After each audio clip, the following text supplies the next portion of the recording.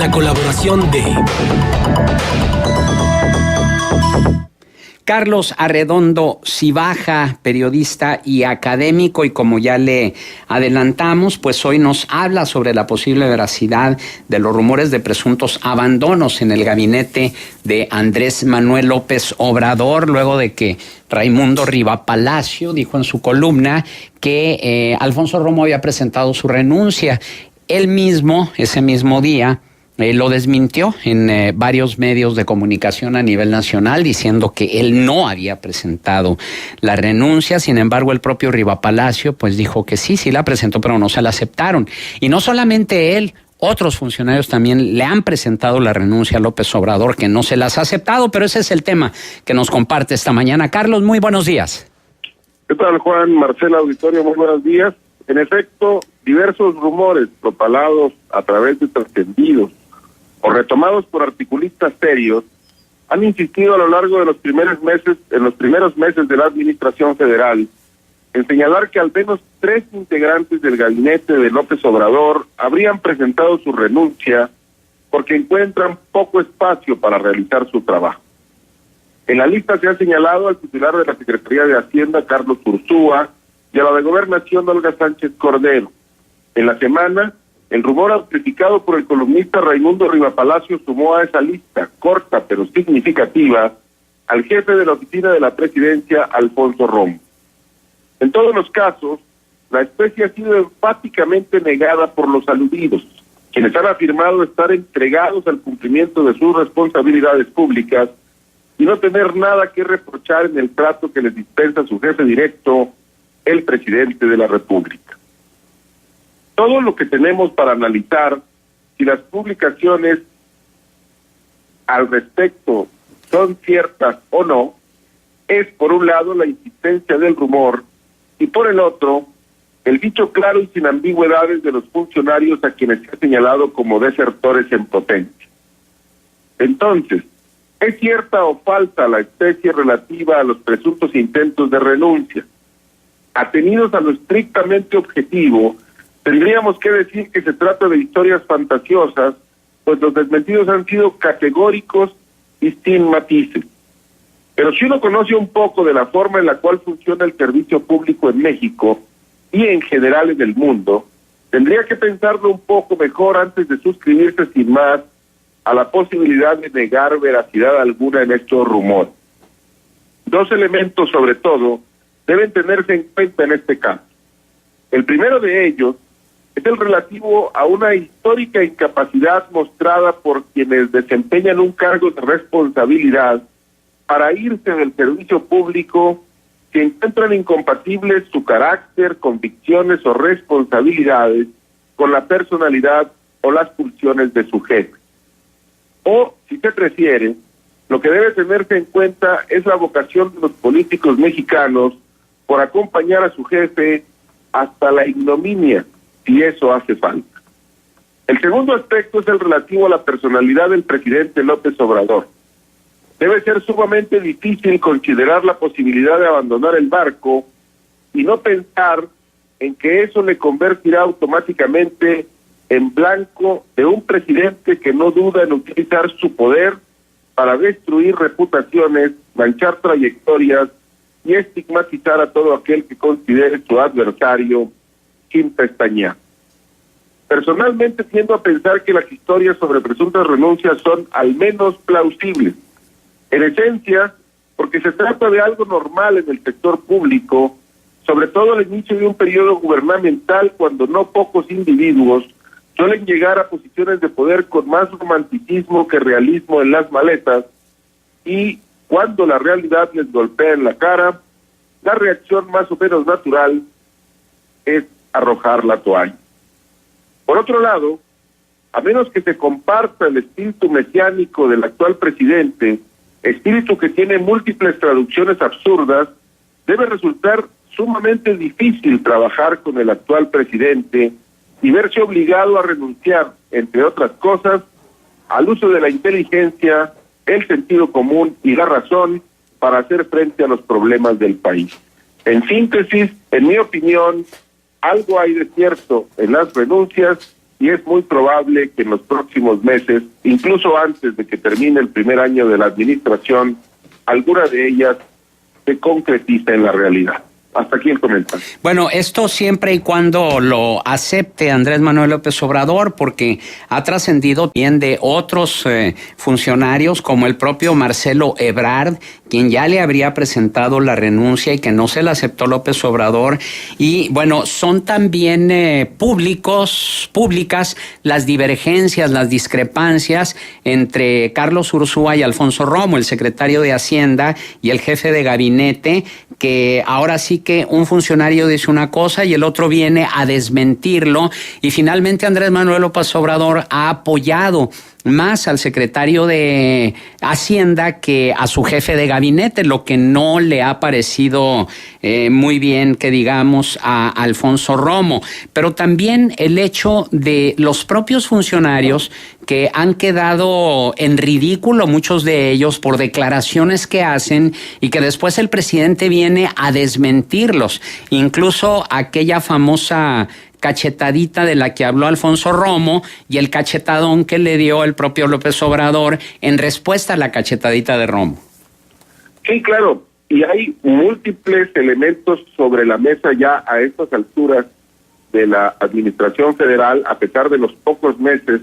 que llevan en funciones, para tener claro que hay fricciones, lo cual es normal, eso ocurre siempre en todos los gabinetes y en los equipos de trabajo, pero sobre todo para tener claro que existen severas discrepancias entre la forma en la cual, desde sus perspectivas técnicas sobre todo, funcionarios de la Administración Federal ven las cosas y la manera en la cual no solamente las ve, sino que resuelve a contrapelo el presidente de la República. Y es que una cosa es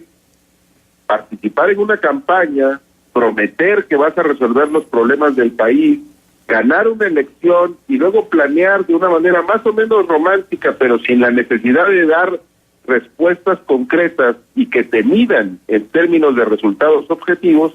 Y otra muy distinta es el ejercicio cotidiano del poder. Cuando se llega al poder, se ven en vivo, en directo y de manera descarnada las restricciones que la realidad, las normas o la disponibilidad de recursos impone al voluntarismo. Y entonces se entiende que no es un asunto simplemente de mover una mano como si fueras Dios y transformar la realidad. El desencanto es una de las constantes en el servicio público, particularmente para aquellas personas que por fortuna existen, que tienen verdaderamente intención de utilizar su función para transformar positivamente la realidad, o, si se prefiere decirlo de otra manera, no tienen intenciones o no llegan al servicio público pensando en enriquecerse. Y eso, el desencanto que deriva de enfrentarse a las restricciones de la realidad, sin duda que impulsa a gente a decir, pues esto no era lo que yo pensaba y mejor me voy, y a eso sin duda se le debe sumar el carácter de un presidente que no solamente va a contracorriente y en contra de la intuición en muchos aspectos, sino que no duda en pasar por encima de sus funcionarios y, como tú bien decías ahorita, Juan, dejarlos en ridículo en sus conferencias mañaneras. Pero además también está el hecho de que no solamente son las declaraciones, sino más peligroso aún son las acciones y decisiones que se toman desde el poder y que hemos observado en estos primeros 5 meses de gobierno, pues una serie de improvisaciones e incluso ocurrencias que parece que surgieran al momento, que no fueron establecidas en consenso con su equipo más cercano y que de repente, bueno, se saca de la chistera o se saca de la manga decisiones que incluso sus mismos colaboradores desconocen. El día de hoy, por ejemplo, el hecho de decir que la refinería Dos Bocas sí va, pero que va a ser la Secretaría de Energía y va a ser Pemex quien se haga cargo de su construcción, después de que la licitación quedó desierta. No obstante que a las 23:30 horas de anoche, se retiró una de las empresas que se había postulado para la licitación, y pareciera como si se sacara de la manga, porque decir que a fuerza va Dos Bocas, aunque no haya quien le quiera entrar a la construcción, si ninguna empresa va a entrar o la licitación queda declarada desierta, pues Pemex y la Secretaría de Energía se van a hacer cargo de la misma. Eso entre muchas otras acciones y decisiones que parecieran sacadas de la manga, Carlos. Sí, claro, esto que señalas, Juan, es muy importante también en este contexto, porque son múltiples los reportes y los trascendidos que se han conocido en los últimos meses respecto de cómo todos los miembros del gabinete o ellos personalmente atienden desde sus oficinas o desde sus casas lo que el presidente dice en las conferencias mañaneras, o tienen a alguien de su personal, de su confianza, comisionado para que esté al pendiente,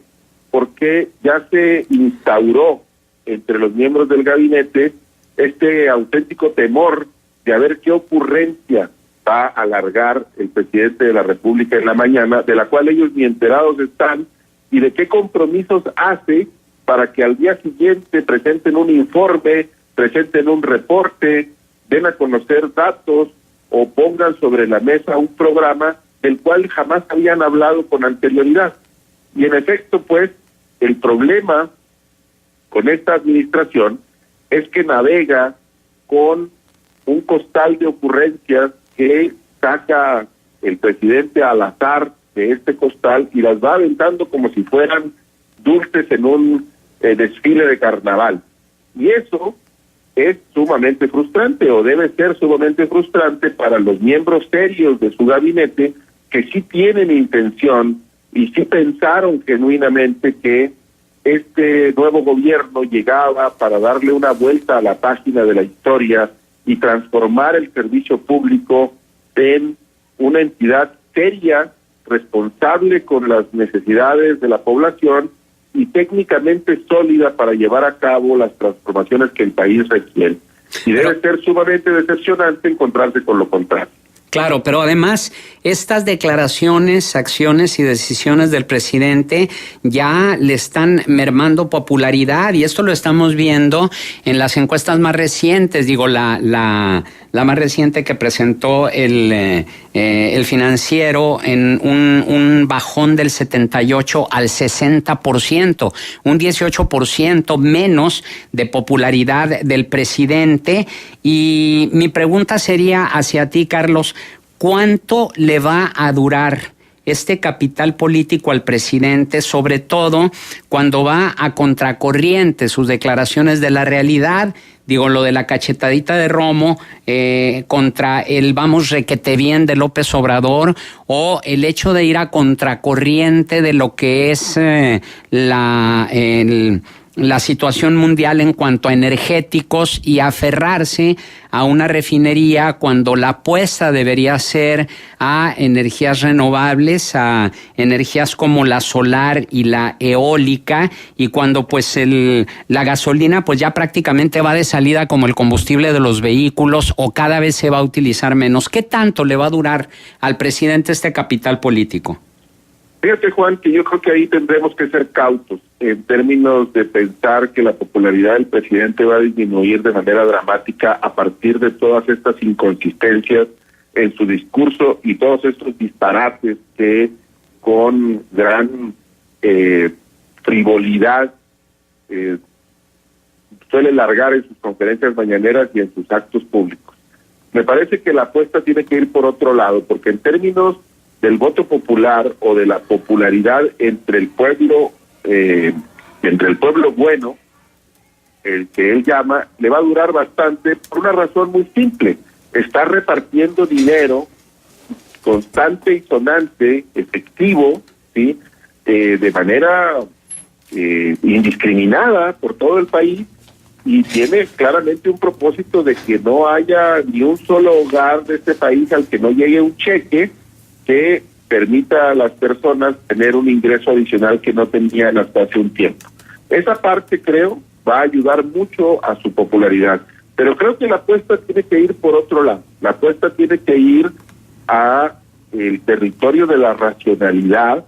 y de la responsabilidad pública entendida en su sentido más amplio. Y eso quiere decir que debemos apostarle a que los miembros del gabinete de López Obrador, que son sensatos, inteligentes y capaces, que sí los tiene, sean capaces de encontrar la forma de modular las pulsiones de su jefe, que sean capaces en última instancia de irse y de plantarle cara a un presidente que está gobernando de espaldas a la realidad, para que estas pulsiones, pues que son esencialmente antidemocráticas, no se conviertan en política pública. Lo que es importante, me parece, es que las discrepancias que hay de criterios en el gabinete se traduzcan en una moderación de las acciones ulteriores, porque lo que nos debe preocupar no son las declaraciones, sino lo que al final termina haciéndose y que termina costándonos mucho. Muy bien, Carlos, ¿algún punto de contacto? Me pueden encontrar en Twitter como @cibaja3 y en Facebook como Carlos Alberto Rojo. Gracias, Carlos.